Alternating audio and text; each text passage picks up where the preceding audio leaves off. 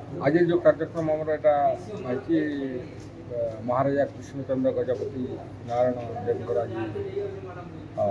जन्म जयंती आम पालन कर जिला स्तर ओडिशा सरकार का निर्देश मुताबक और जेहेतु ये महाराज कृष्णचंद्र गजपति नारायण देव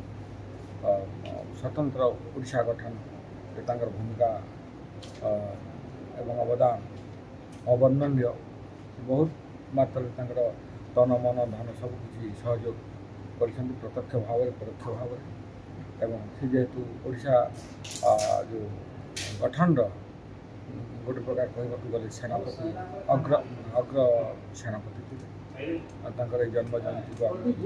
जिला स्तर पालन कर मुख्य अतिथि भाव में अतिरिक्त जिलापाल जगन्नाथ प्रधान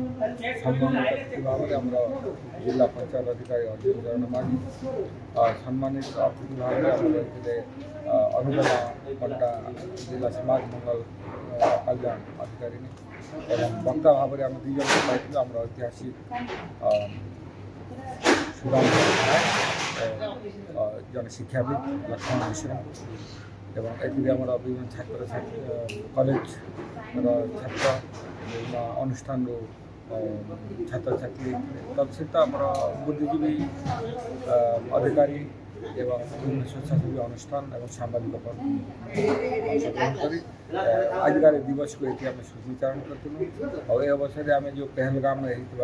जो आततायी प्राण हर सत्य सत्य अमर आत्मा गोटे मिनट